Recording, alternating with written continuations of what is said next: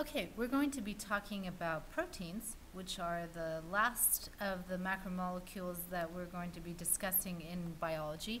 And for proteins, one of the things that we noticed when we were in the lab were that proteins are made up of carbon, hydrogen, oxygen, and what makes proteins unique is that they also contain nitrogen. All right, so one way to always identify a protein, remember, is that it has nitrogen. Nucleic acids, they tend to have carbon, hydrogen, oxygen, nitrogen, and phosphorus, which makes those unique. Carbohydrates have carbon, hydrogen, and oxygen. And lipids usually just have carbon and hydrogen. So each of those macromolecules are made up of unique elements. So for our proteins, proteins also can be broken down into monomers, and those monomers are called amino acids. Okay, so an amino acid is the monomer. And when you have a string of amino acids, and I'm going to call amino acids AA. So when you have a string of amino acids linked together, so here I have 3 monomers of amino acids, you have a polymer. In other words, they, though, have a special name, the polymer of amino acids. It is called a polypeptide. All right, and peptide is another name for amino acids. So this is called a polypeptide because it has many amino acids strung together. Polypeptide, okay? And this bond here is called a polypeptide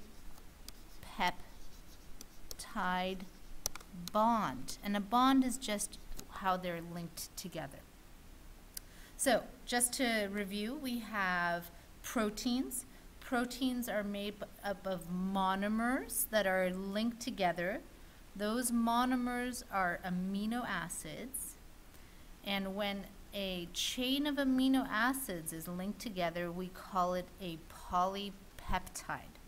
So 3 new terms to think of for proteins. So let's look at the amino acids specifically. So we have amino acids. They are made up of, and I'll go back on the slide, they're made up of 3 major parts.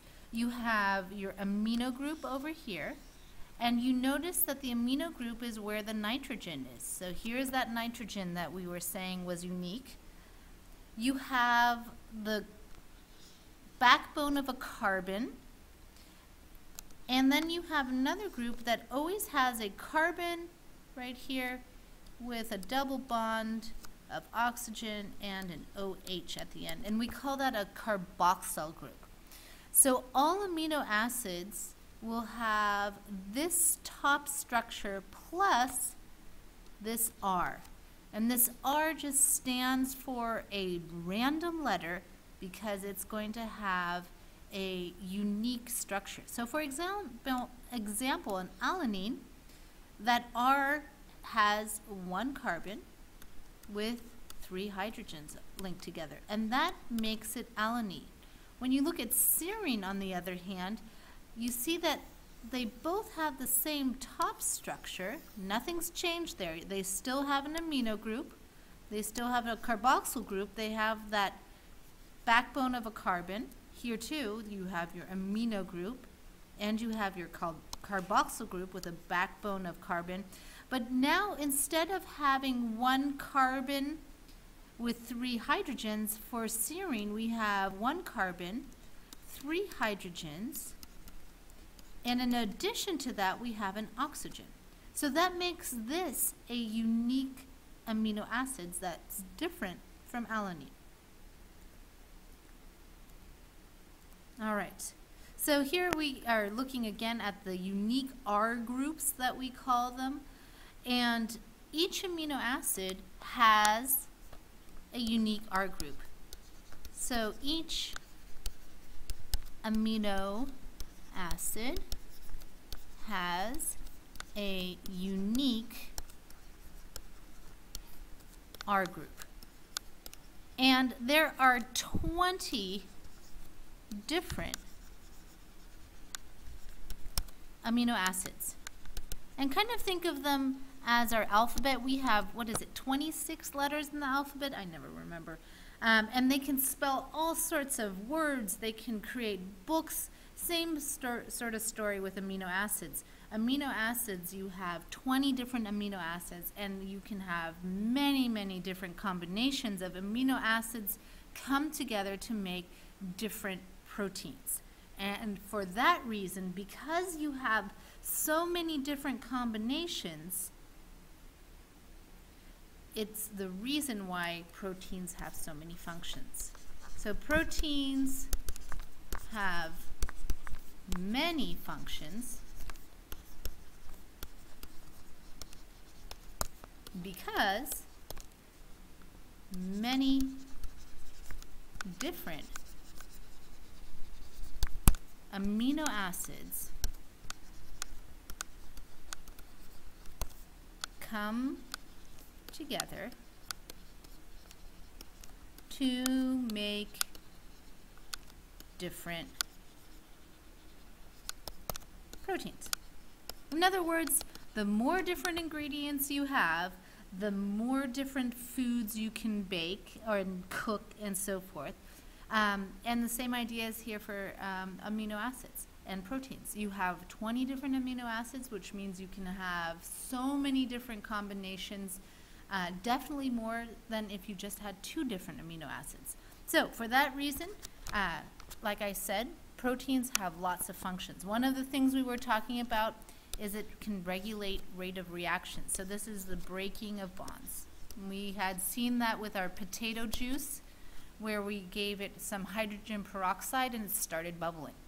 We can also have proteins regulate cell processes. So it can slow down certain things, or it can speed them up.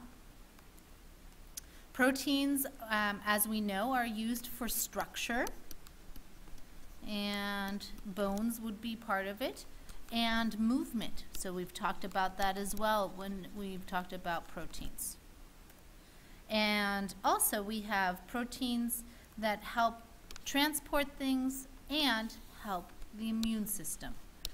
So whenever you see any sort of question where it asks which of these items does something that you're not quite familiar with, it's a good guess that it's going to be a protein, because proteins are the ones that have the most functions of all things.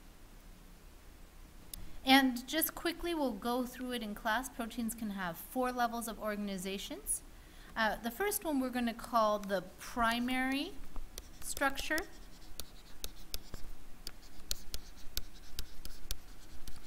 And that's just a chain of amino acids like I had drawn before, okay? The second one we call secondary structure.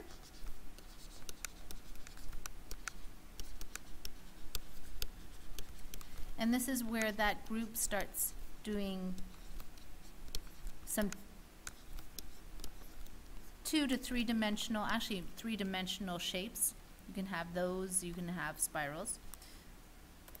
The next one is where you can have tertiary, which means third. So tertiary structure. And that would look something like this pink you have right here, but now maybe it's starting to look like this. So it's still being bent, but it's having different shapes. And lastly, you have the quaternary structure.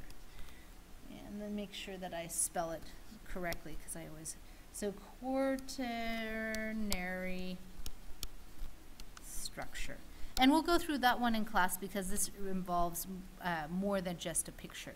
So if you can be sure to include in your notes these primary structures, secondary, tertiary structure, quaternary structures. At this point, it should just be an introduction to the terms, and if you just are not clear what the difference is in class, we'll go through them. So Again, make sure you have included those things in your notes, and we are going to just touch on those in class and go into much more detail with constructing some proteins. All right, thanks, and till next time.